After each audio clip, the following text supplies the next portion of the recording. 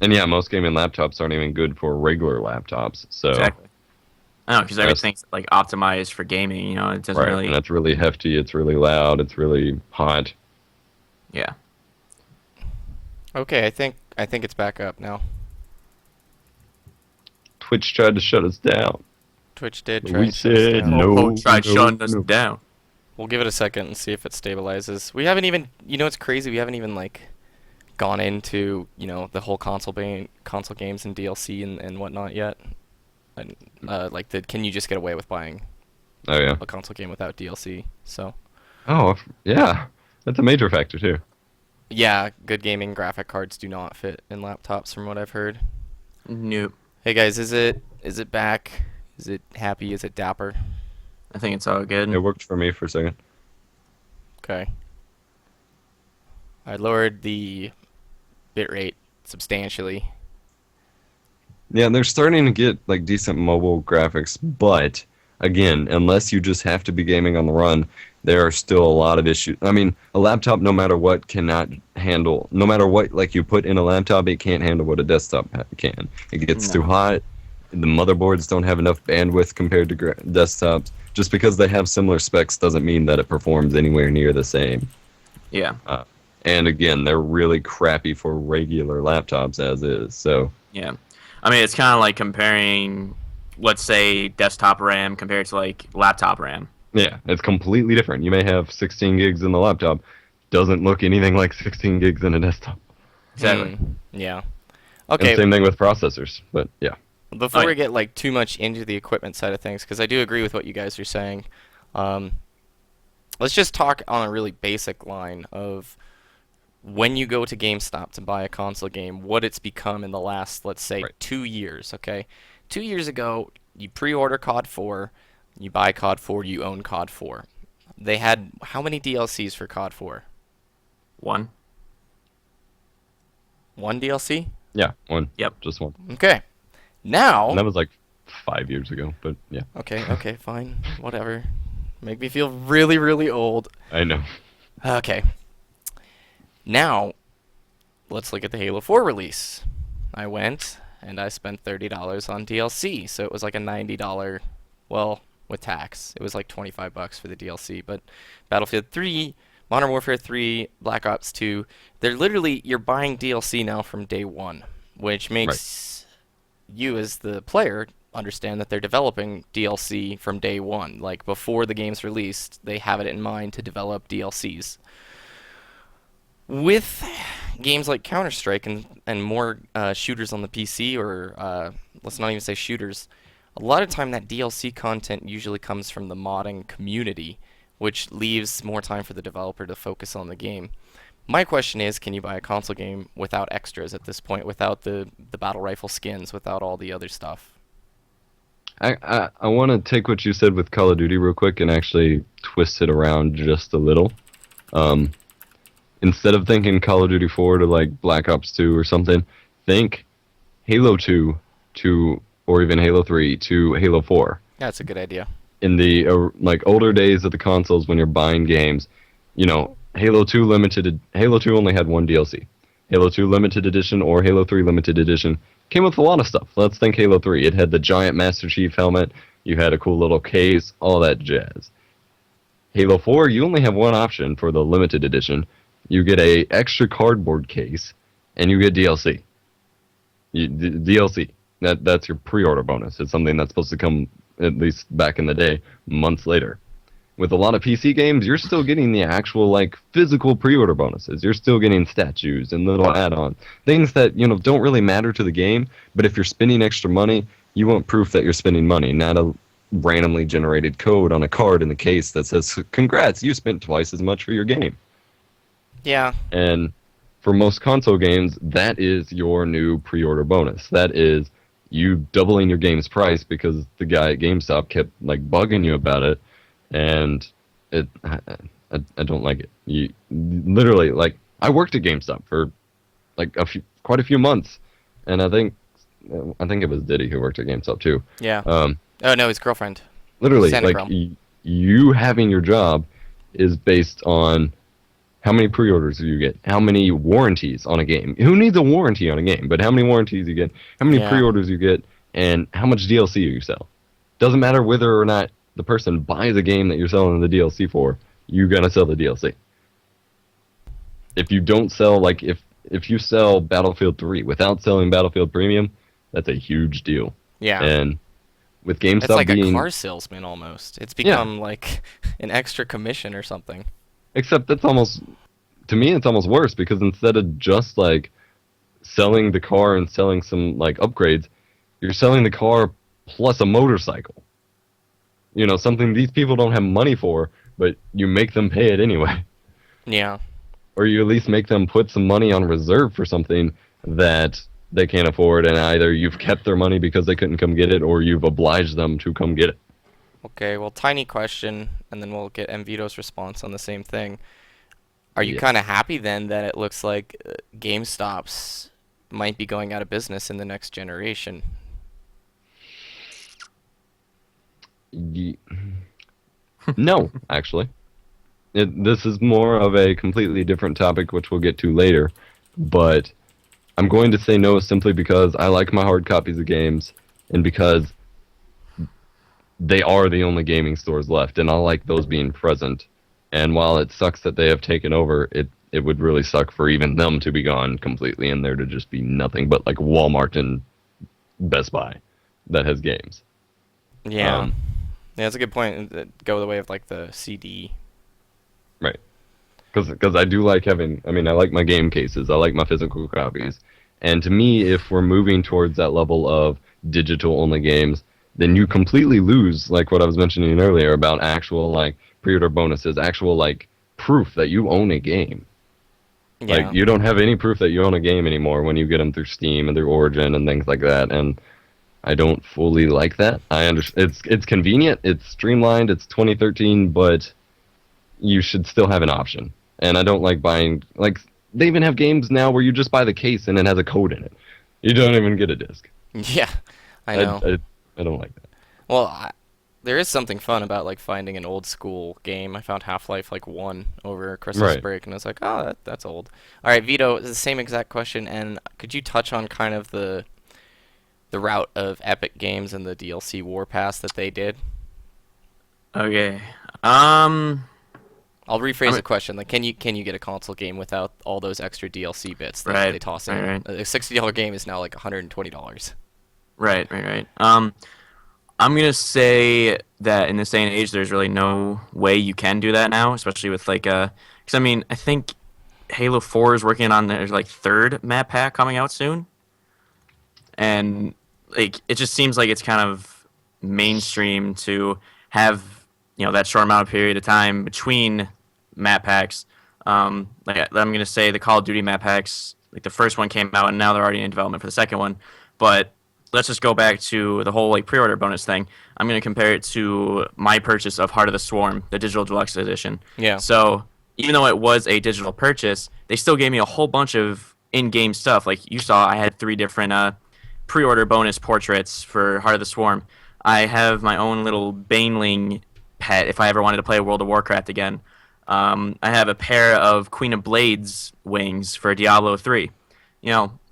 Little things, but it still kind of entices the person to want to spend the extra $60 on, let's say, Heart of the Swarm instead of the $30 it usually would be for someone who just wanted to upgrade from Wings of Liberty.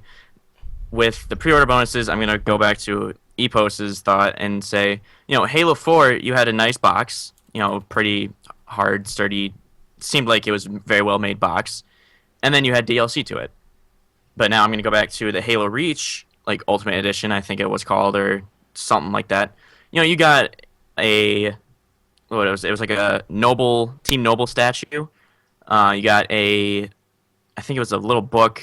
I think it was Halsey's book or something like that. It just, to me, it feels like developers are not putting as much like effort into trying to entice people to buy the upgraded versions of the game. But that's just completely my opinion. Now, if we're going to go into the Gears of War thing, it was an issue because Gears of War was, I think, one of the first up-to-date console shooters to incorporate dedicated servers. And it was great. The games were running fine. There was barely any lag between players. You really had to have like a point 0.1 down and a 0.1 up to get lag on the dedicated servers. It was working pretty well. And then when the DLC started to release, that's when things started to roll downhill. You had to buy the DLC to have the ability to play on those dedicated servers. You need to buy the DLC to pretty much optimize your playing of the game.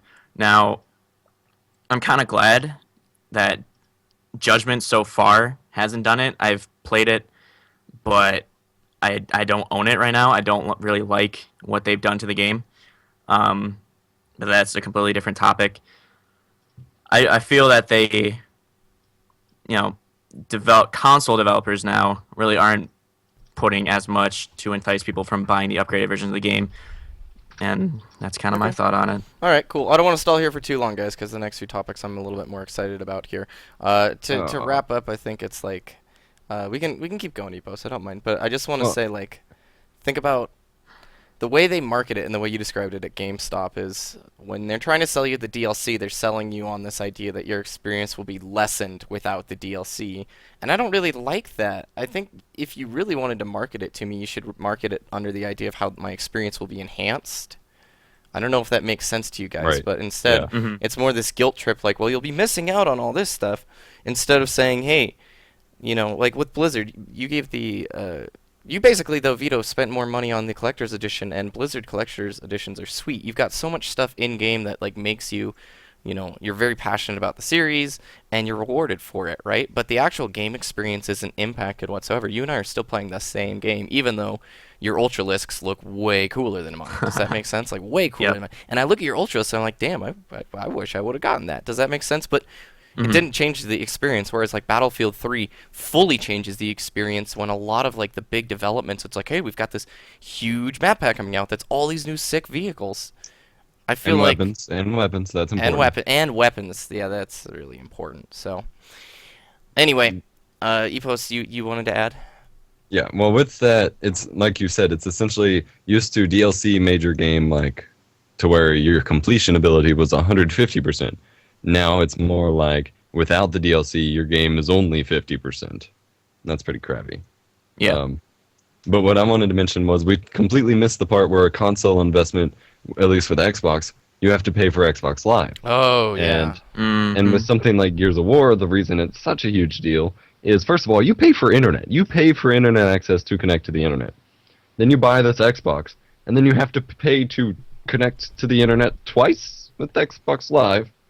So whatever to that you're basically paying double for an internet connection. Yeah. And then you're going to have to pay for a third layer of connection from the DLC for that kind of thing. Like, it makes they all make sense individually for having to pay, but when you stack them up, you're paying like you're paying 3 times for connecting to a game.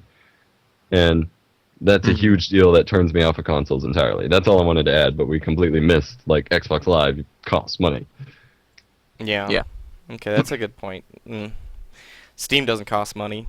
PC No. games online usually don't cost money unless it's like a World of Warcraft or an MMO. Right. So And that's completely different. Like, and it's much cheaper than Live. yeah, and the fact that, okay, let's look at the console gaming in the next 10 years. We just looked at it in the last 5 to 10 years, okay? Steam Box is coming out. Steam sales are insane. You can buy like each summer and fall, since Steam is freaking the Walmart of games at this point. Not okay, that's a bad comparison because Walmart's got some negative connotations, but like Steam is like the white knight of video game stores. On a Steam sale, dude, like you can walk away. You can put $30 into a Steam sale and walk away with just a truckload of games, right? If you time all the sales right and stuff like that. So, all right, okay. Next one. Are you guys ready for the next topic? Yeah. Oh yeah. Okay, cool. I'm excited about this one. Classic narrative versus narrative games of today. How has replay value shifted in the last 10 years? Okay, so when we were talking about this, it was like we mentioned some of the classic games like Legend of Zelda, Ocarina of Time on the N64, certain Final Fantasies, or Kingdom Heart, doesn't really matter, but you guys probably all have a few titles, narrative games from your childhood that just like, for me, resonate more as art than they do as a game. Has that changed in the last 10 years? Are there narrative games today that live up to some of those epics of the past? Epos, your thoughts? There, I don't have a lot of experience with them, but I believe there are games like that that have come out recently, but nowhere near as many. Like, I'd say Metal Gear Solid 4 still kept, even though it even had online mode, I think it kept fidelity to the original storyline and cinematic value. Sorry. Something like God of War did the same thing, God of War 3. I don't know about Ascension, but 3 did. But then you get to other games, and there's not really much replay value, which is what they're going for. But everything's focused on like keeping you stuck in the game instead of replaying it because you liked it. It's either multiplayer or throwing in random achievements for DLC or like DLC missions. I shouldn't have to go back to a game because there's DLC missions unlocked that are like completely out of place for storyline. I should go back because I loved playing through the game and I want to enjoy it again. And I don't see that happening ever. And it's frustrating. Is there like a specific game example you can give? Not exactly. I was thinking of like Dishonored. I haven't beat it yet, but I know that they're coming out with DLC missions, and that seems like something that people beat it over and over because of the different difficulties, but I've never heard someone beat it just because they enjoyed the storyline enough. And they're releasing a DLC mission for it, and people are going to go back and play through that, but that's just because it's there and they haven't completed it. It's not because I get to beat the story plus some now. It's more... Yeah, like Mass Effect 3 DLC is just like such a laugh. It's like 6 months later, we're like, we're going to try... nah, we're not really changing the narrative. Yeah. And since we're all Halo players, like, I've played through Halo 3 500 times. Yep. I've played through Reach once. Played through Halo 4 once. Yeah. I couldn't even finish Halo Wars, but that was just me. Yeah. I know what you're saying there, because I've always, like, I played Halo 3 Legendary again this summer, and I was like, this is so sick. I think Halo Reach, actually, and I could go back pretty through good. it. Like, yeah, it is. I just... Yeah, okay. We're getting into semantics here. It's a little silly. Keep going, though. Yeah, and you mentioned before we started this, like, the Final Fantasy games, a lot of the older ones kept people in a lot more than the newer ones will, and the newer ones are aiming to be, quote, art, but the actual gameplay is suffering. Like, the graphics are great, the music is fantastic, but in Final Fantasy 13, you walk forward and press A over and over and over. Yep. Final Fantasy 13 too, so far, doesn't make a lot of sense at all. The game is just whack. That genre, man, or not genre, but just Final Fantasy games, that's an entire topic unto itself, but... And the sad part is we've seen what I think is the most sturdy proof that there's no like single player cinematic story driven games anymore that people are enjoying is the popularity of these HD re-releases and HD collections. Yeah. They're coming out with every series that was on just one gen before. It's something that most people still have the consoles for, but they're re-releasing them because nobody wants to play the new ones. The Devil May Cry series, Final Fantasy X and X-2, Kingdom Hearts 1 and the PSP games, the original God of Wars, the original Metal Gears, and Ico Shadow of the Colossus. It's because games these days aren't attracting people, so they're like, okay, what game was popular back in the day? Hey, we got a new game, guys. It's reminiscent of like Hollywood and the film industry. It seems like there's eras in film where they like innovate and then they just re-release or do sequels to it. And I have to say that like HD collections have probably been my favorite reason to own a PS3, which is the most ass backwards way to say things because I'm playing the same game again just with better graphics. But I can say the Eco Shadow Colossus collection, the MGS collection, I'm getting the Final Fantasy X one. That one's gonna be sick. Yeah, I'm getting Kingdom Hearts. Oh yeah. But, my gosh. And it's exactly like that. What they're doing with the movies, like the Wizard of the Oz remake that just coming out.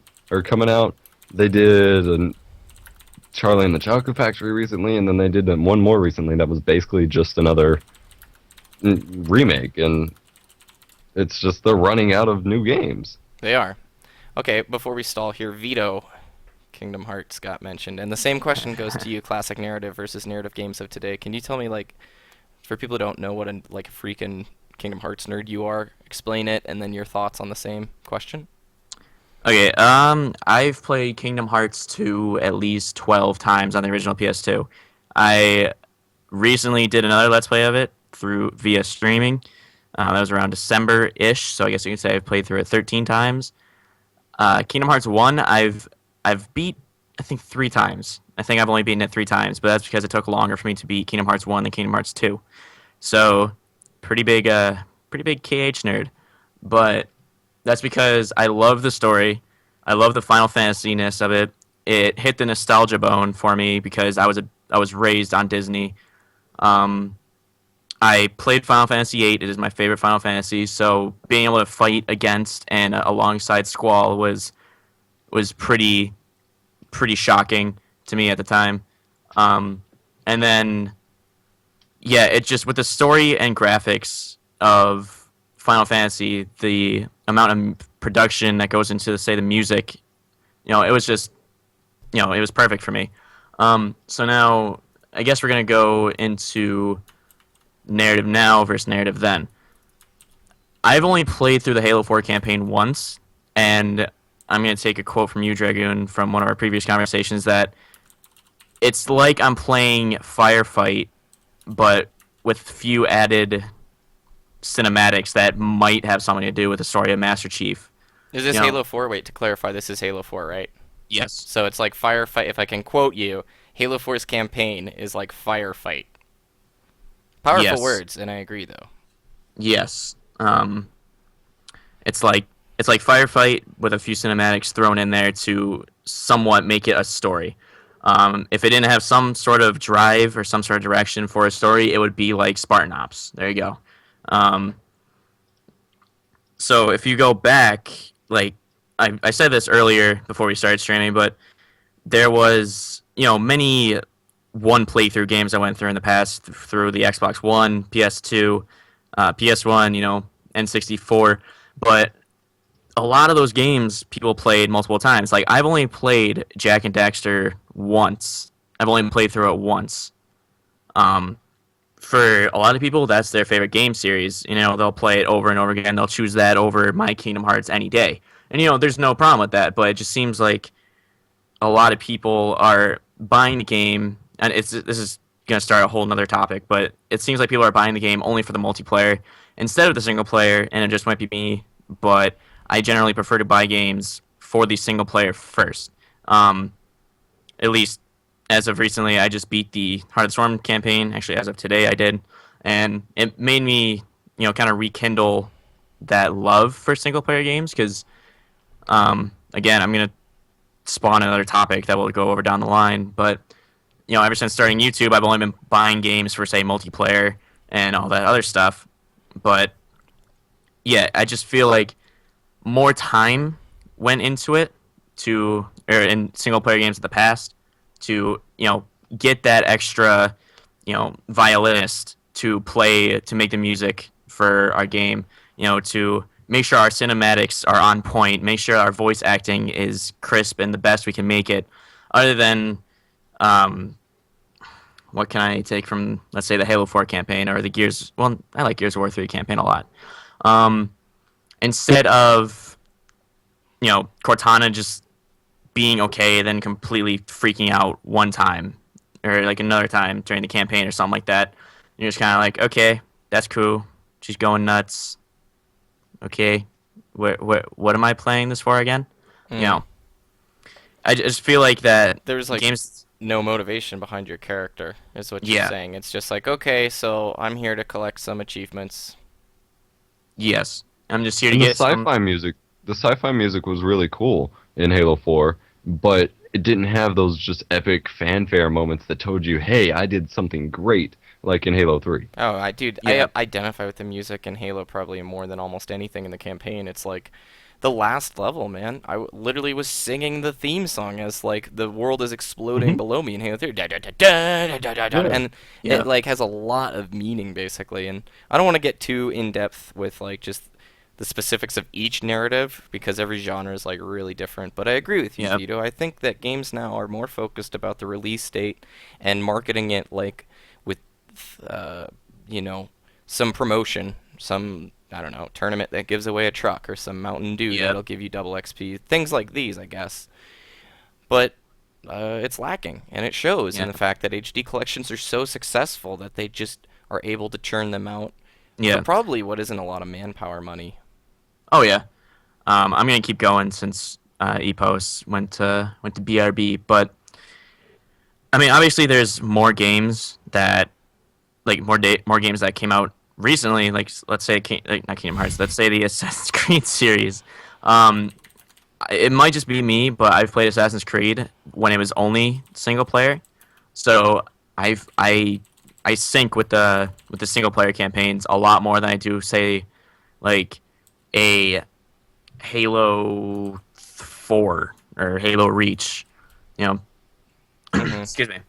But another game like Darksiders was really good. Darksiders 2 was really good. A whole bunch of other games that are single player only, I believe, should win, games of the year. Instead of like Call of Duty, instead of like Activision throwing money at the people presenting the awards. Stuff like that. It's that's pretty much my shtick on it, I guess. No, I got you. Okay. Well, I can give like my two cents because I'm probably Epos is my age, and some of the viewers might be my age, but I'm imagining most people are younger. I'm 22, so I've been playing games for a long time. PS2 was kind of my era. PlayStation 1 was I was a little young, but it was also a little bit my era. And I like story games of the past. I like them so much that I'd rather play through like an old PlayStation 1 game. Just because the mechanics of the game are like really old and dated and probably not that good doesn't mean I don't want to play it. Like I still play through Legend of Dragoon from time to time, which is where my name comes from. It's like this old, really bad 2001 RPG for PlayStation 1. But I still play it, and it's because, like you said, there's this old charm. Narratives back then could be these really deep, complicated stories. Now it's just, for me, they've become these short little blockbuster films where it's like, they're not even executed that well. Let's look at MW 2 as my example for a well-executed blockbuster film campaign. It's exciting. You can play through it a few times. It's not like something you're going to play 1,000 times over, not like a Skyrim, but I was genuinely impressed by the time MW 2 finished. I was like, those were some... Yeah, there was a lot of on-the-rail stuff, but dang, some of those on-the-rail experiences were awesome. And then you move to MW 3, and it's like all of the zest, all of the awesomeness was ruined in MW 3. It just felt like a clone of MW 2's campaign, but even worse. Yeah. And Battlefield 3's campaign, dear goodness. Yeah. Oh my gosh. Yeah. We saw the best moments of that in all their trailers. That was it. Yeah. It was so like, run here, shoot this, run here, shoot this, I don't care. And I don't want to critique Halo 4's too much because they had a lot of strategizing to figure out how to make it work with books and this grand narrative web, right? And to make it their own story. But I don't even think it's like games like shooters anymore. I think RPGs in the Western market have gone to silliness because shooters have become basically the only games that sell in the Western market on a big level. Is Epos back, by the way? I think so. Oh, okay. Cool. Let's go to the next topic, you guys. If you want to, do you guys want to stay here anymore, or are you good? I'm just gonna say one more thing. I'm gonna say that it just popped in my head that a great example is Borderlands. I know a lot of people don't like that game, but I thoroughly enjoyed it. It's a single player game that just happened to be that you can play with your friends. There you go. Okay. Works for me. That's good with me. All right. This one I'm also excited about. I wanted to know what interests you in gaming 10 years ago. What interests did you have in gaming 5 years ago, and then now? And has YouTube changed the games that you want to play or the way that you view games? And before we go here, I just want to say, like, the whole theme we've been talking about today is, like, we as gamers have gotten older. Our preferences have probably, like, refined over the years as we've like, played good games and bad games and figured out what we like and what we don't like. We just talked about old school games kind of holding more value than, like, the newer style of production. But with that said, there are still gems in any era. I think... Like, the best example I can give, I'm a film studies student here, and I've watched movies from all over history, and I can tell you that there are always bad movies, and there are usually few good movies. And the same is true with gaming. Like, we sort of generalize these periods into great moments in gaming, which, yeah, there were some incredible, like, releases last gen, but think about it, there's also some really terrible releases to go along with it. So, Epos first, what interest did you have in gaming 10 years ago? 5 years ago and now? 10 years ago, it's probably mostly just about what, was the funnest, what I could what looked the coolest and just what everybody recommended to me. What was going to be the best game? Because as you mentioned, we've grown older and stuff. Back then, it's not like I could just get every single game or that YouTube money that everybody thinks buys all of our games, which really doesn't. Things like that, just whatever I could have fun with. Moving up to about 5 years ago, it would have been about what I could have fun with my friends, what my friends were playing. Even if it wasn't the most fun game in the world, if my friends were playing it, I knew that's where I'd want to be, so that's the games I would have gotten. So that'd be, the emergence of Halo 3 and Call of Duty 4, and kind of tinkering into multiplayer, but while still having single player games that you could just talk about with your friends. Not necessarily you have to share the direct experience with them, but just talking about them. Nowadays, if I'm being brutally honest, it's about what I can play with essentially like my YouTube friends, what I can, what's not the mainstream games, but something that I can essentially, sell on YouTube. What I can, what I can make videos from. What's the easiest game that I can still have fun with, but that people will watch me play. I don't even think it's about being a social experience so much anymore as just being a meta social. It's not even about playing with friends. It's like watching your friends play games with other people. And then your occasional guilty pleasure game for yourself. Like for me, that's going to be SimCity. But I will probably still make videos of that. So it's really a tough call nowadays. And I've honestly been curious to meet somebody who isn't associated with YouTube at all and to see what games they buy, because it's got to be drastically different than the people that we are exposed to. Oh, dude, it really is. Cause I just view gaming differently. I don't want to Right. cut you off really, but No. like a lot of my friends, just Black Ops 2. Okay, Right. not a lot. Okay, like all of them buy Black Ops 2, and then from November until about May, that's the only thing they play. Then they kind of Right. complain that there's no good games, and they hate on their Call of Duty as they play it the rest of the year till the new one Yeah. comes out, and that's like all they do. And it's really sad for me because it's like I grew up not playing shooters, and online shooters were not like where the focus of gaming was at in my life, except during YouTube. Right. And even then, I found myself discovering because of YouTube all these like new genres, like fight games with Mvito. Fight games are so sick, you guys. They offer Yeah. so much depth, and new story games, and I don't know. And I don't want to like throw it off too much. Keep going.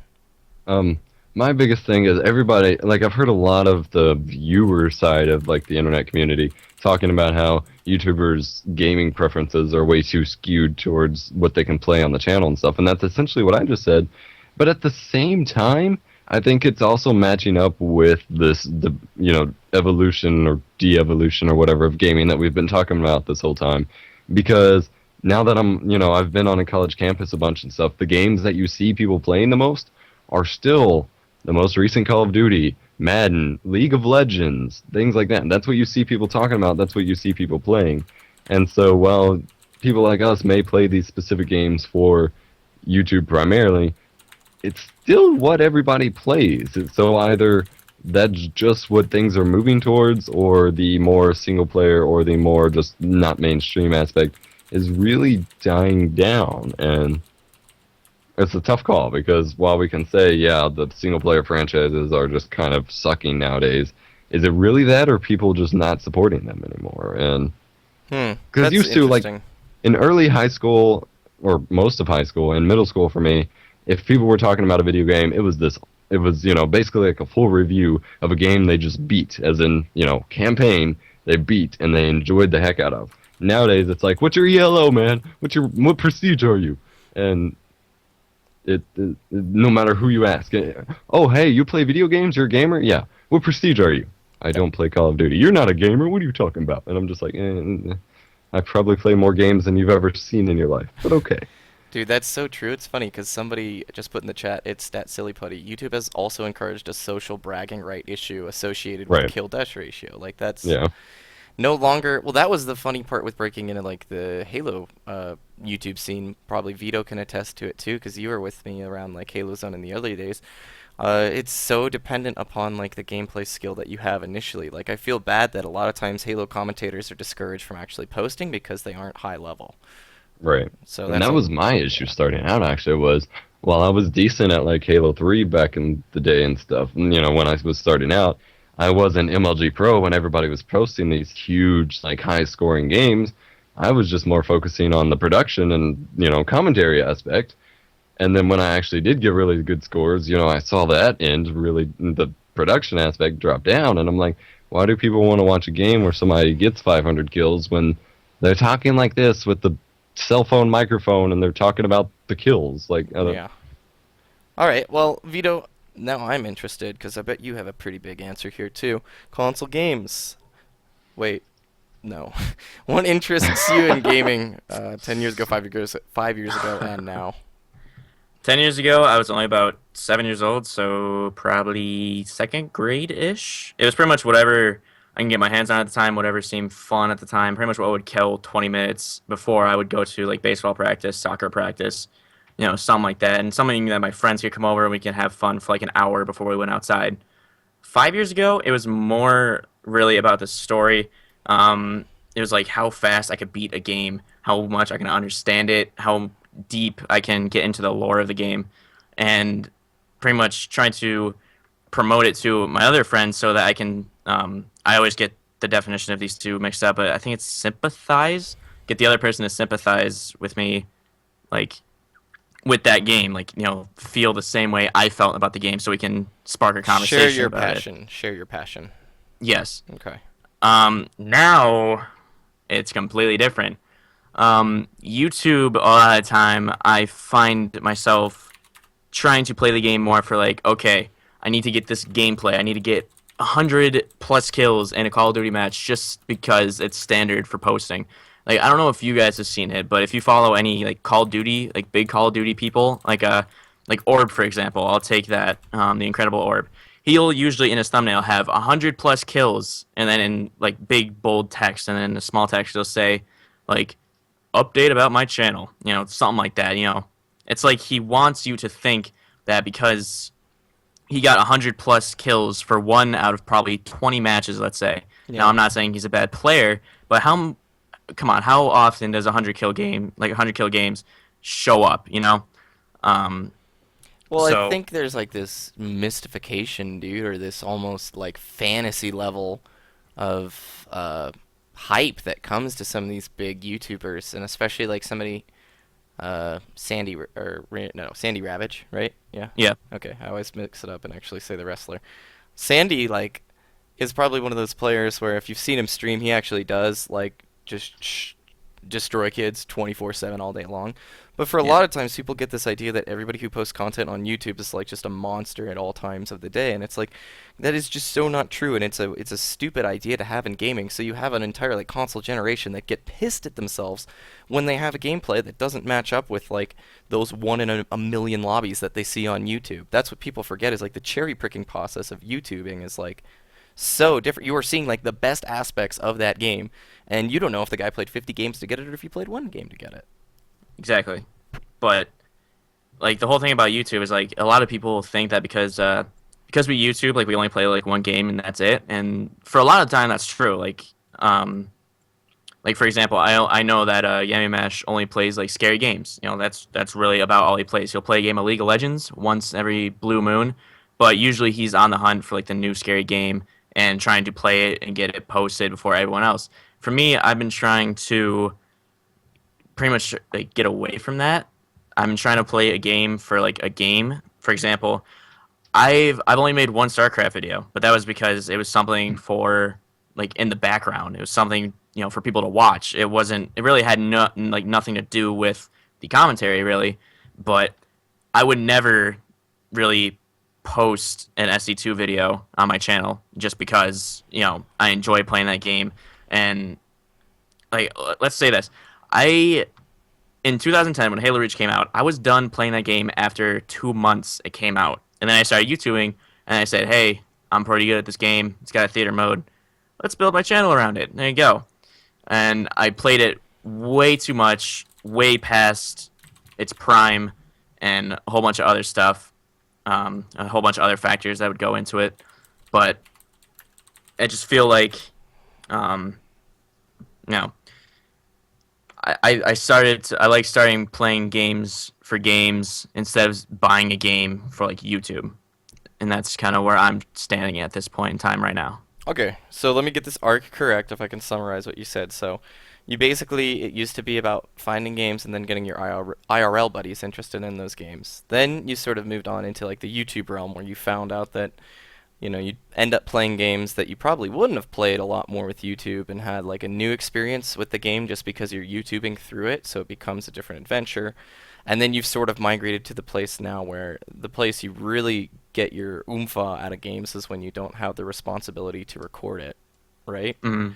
Yep. But that's not always true because you like to play through games like Kingdom Hearts and older games on stream sometimes. So you still actually, it's like a mixed bag. You like gaming just a game, but you also like gaming because of YouTube. Does that make sense? Yes. And I think Epos probably knows what I'm talking about. Epos, you probably had fun playing games with Chew that are like Resident Evil 6 that's just like, this is horrible.